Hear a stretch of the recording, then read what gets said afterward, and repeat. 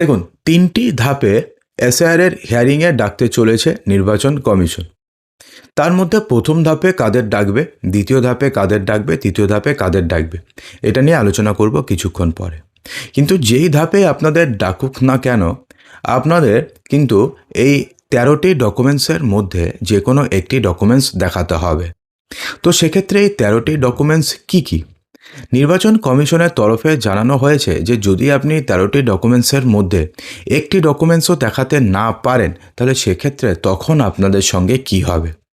দেখুন, রাজ্য জুড়ে প্রায় ১,৬৭,০০,০০০ ভোটারদের হিয়ারিংয়ে ডাকতে চলেছে নির্বাচন কমিশন।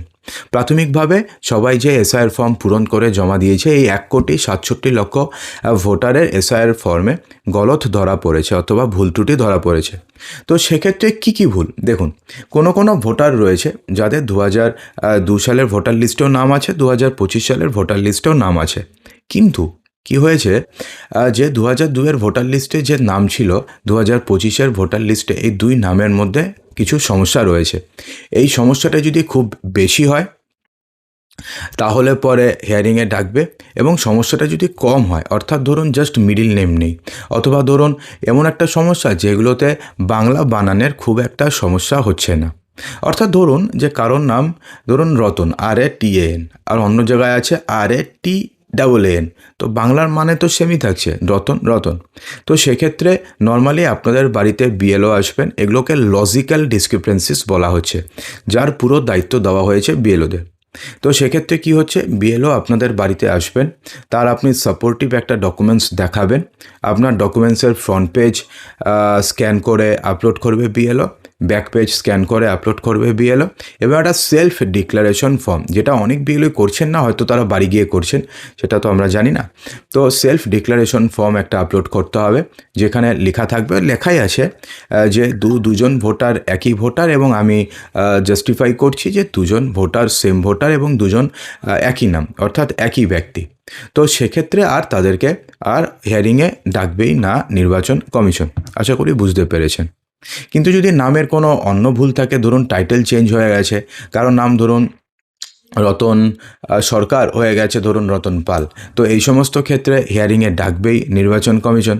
সেক্ষেত্রে বিএলওরা যদি সাপোর্টিভ ডকুমেন্টস পেয়ে যায়, ধরুন একটা সুস্পষ্ট ডকুমেন্টস পেয়ে গেল, যে ক্ষেত্রে দুটোকে ধরুন আপনি চেঞ্জ করেছেন, আপনি পেপারে অ্যাডভার্টাইজমেন্ট দিয়েছেন, সমস্ত কিছু ঠিক আছে, তো সেক্ষেত্রে কিন্তু আপনার খুব একটা সমস্যা হবে না, সেক্ষেত্রে আপনাকে হিয়ারিংয়ে ডাকবে না। কিন্তু যদি আপনি দেখাতে না পারেন বিএলওকে, তো সেক্ষেত্রে আপনাকে হিয়ারিংয়ে ডাকবে, এবং সেখানে গিয়ে আপনাকে ডকুমেন্টস দেখাতে হবে। এটা গেল ফার্স্ট কেস। সেকেন্ড কেসে, যদি আপনাদের প্রোজেনি ম্যাপিং হয়ে থাকে, প্রোজেনি ম্যাপিং মানে আপনার নিজের নাম নেই ২০০২ সালের ভোটার লিস্টে, আপনার বাবার নাম রয়েছে, মায়ের নাম রয়েছে, কিন্তু বাবা মা ঠাকুরদা ঠাকুমার যার নাম রয়েছে তার সাথে বর্তমান নামের পার্থক্য রয়েছে, অথবা ধরুন এজের পার্থক্য রয়েছে, অথবা ধরুন ডেট অফ বার্থের পার্থক্য রয়েছে। তো যদি সামান্য কিছু পার্থক্য থাকে, তাহলে নর্মালি বিএলওরাই আপনাদের বাড়িতে এসে লজিক্যাল ডিসক্রিপেন্সিসের আন্ডারে করে দেবে। কিন্তু যদি কোনো মেজর যদি কোনো ডিসক্রিপেন্সিস থাকে, তো সেক্ষেত্রে আপনাদেরকে হিয়ারিংয়ে ডাকবে নির্বাচন কমিশন। গেল। এবং নাম্বার 3-এ রয়েছে নো ম্যাপিং, অর্থাৎ যদি ম্যাপিংয়ে যদি না হয়, অর্থাৎ ২০০২ সালের ভোটার লিস্টেও আপনাদের নাম নেই, ২০২৫ সালের ভোটার লিস্টেও আপনাদের নাম নেই, সেক্ষেত্রে আপনাদেরকে হিয়ারিংয়ে ডাকার চান্সেস 100%, এবং ডাকা অলরেডি শুরু হয়েছে এই সমস্ত ভোটারদের। ফার্স্টে, সেকেন্ডে হচ্ছে প্রোজেনি ম্যাপিং, এবং থার্ডে হচ্ছে নো ম্যাপিংয়ের মধ্যে যাদের নামের পার্থক্য রয়েছে। এছাড়া আরও কিছু ভোটার রয়েছে যাদের নাম ২০২৫ সালের ভোটার ২০০২ সালের ভোটার লিস্টে নেই, কিন্তু তাদের বয়স ধরুন বর্তমানে ৪৫-এর ওপরে। অনেকে রয়েছেন যাদের বাবা মায়ের বয়সের পার্থক্য, বাবা মায়ের সাথে ছেলের বয়সের পার্থক্য মাত্র 4 বছর, অথবা ধরো অনেকে ঠাকুরদার সাথে নাতি নাতনির বয়সের পার্থক্য 50-র ওপরে। তো সেই সমস্ত ক্ষেত্রে যে সবাই যে ভুল তেমনটা নয়, কিন্তু এদেরকে সন্দেহের চোখে দেখছে নির্বাচন কমিশন, এবং এদেরকে ফের ডাকতে চলেছে হিয়ারিংয়ের জন্যে। তো এবার যদি আপনাকে হিয়ারিংয়ের জন্য ডাকে নির্বাচন কমিশন, তাহলে সেক্ষেত্রে তখন আপনাকে কি কি ডকুমেন্টস দিতে হবে।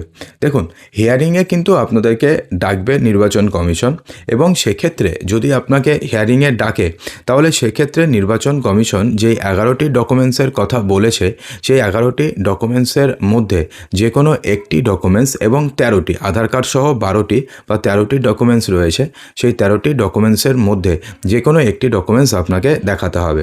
তো কোন কোন ডকুমেন্টস দেখাতে হবে চলুন আমরা আস্তে আস্তে জেনে নিই। দেখুন,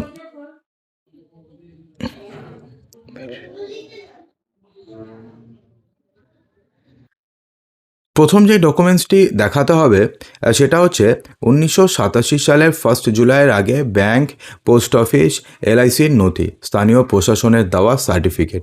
কিন্তু সার্টিফিকেট হতে হবে 1987 সালের আগে। যদি আপনাদের ব্যাংকের বই থাকে, যদি পোস্ট অফিসের বই থাকে, তাহলে সেটি গ্রহণযোগ্য হবে। যদি কেন্দ্রীয় অথবা রাজ্য সরকারের কর্মচারী হয়ে থাকেন সেক্ষেত্রে চাকরির নথি সঙ্গে রাখতে হবে। অবসরপ্রাপ্ত কর্মী হয়ে থাকলে পেনশন পেমেন্ট অর্ডার অথবা পিপিও। জন্মের শংসাপত্র অর্থাৎ বার্থ সার্টিফিকেট। তারপরে যেটা লাগবে সেটা হচ্ছে পাসপোর্ট থাকলে তা নিয়ে যেতে পারেন, কিন্তু পাসপোর্ট নিয়ে সমস্যা রয়েছে। রাজ্যে যেহেতু পাসপোর্ট জাল হচ্ছে, তো সেই কারণে পাসপোর্ট যদি কেউ দিয়ে থাকেন তাহলে সেই পাসপোর্টের কিন্তু বর্তমানে ভেরিফাই হচ্ছে যে সেই পাসপোর্ট আদৌ মানে ঠিক নাকি ভুল। মাধ্যমিক, উচ্চ মাধ্যমিক, স্নাতক সহ শিক্ষাগত যোগ্যতার নথি নিয়ে যেতে পারবেন।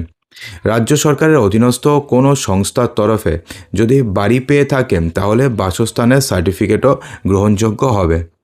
সরকারের তরফে দেওয়া জমির শংসাপত্র, সরকার যদি আপনাকে কোনো জমি দেয় তাহলে সেই শংসাপত্র যদি আপনি দেখাতে পারেন তবুও হবে। স্থানীয় প্রশাসনের দেওয়া ফ্যামিলি রেজিস্টার, এটাতেও চলবে।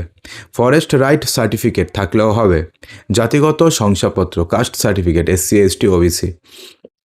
যদি আপনি অসমের নাগরিক হয়ে থাকেন তাহলে সেক্ষেত্রে জাতীয় নাগরিক পঞ্জি। হিয়ারিংয়ে ডাক পেলে 11টি ডকুমেন্টসের যে কোনো একটি নিয়ে গেলেই হবে। শুনানিতে তথ্য যাচাইয়ের পরে আপনার নাম চূড়ান্ত ভোটার তালিকায় উঠবে। চূড়ান্ত ভোটার তালিকা প্রকাশিত হতে চলেছে আগামী 14ই ফেব্রুয়ারি। অর্থাৎ এই যে 11টি ডকুমেন্টস বা এর সঙ্গে আধার কার্ড আপনি নিয়ে যেতে পারেন জাস্ট পরিচয়ের প্রমাণপত্র হিসেবে। যদি আপনি দেখাতে পারেন তাহলে সেক্ষেত্রে আপনাদের খুব একটা সমস্যা হবে না, আপনাদের নাম চূড়ান্ত ভোটার তালিকাতে থাকবে। তো অসংখ্য ধন্যবাদ ভিডিওটি সম্পূর্ণ দেখার জন্য।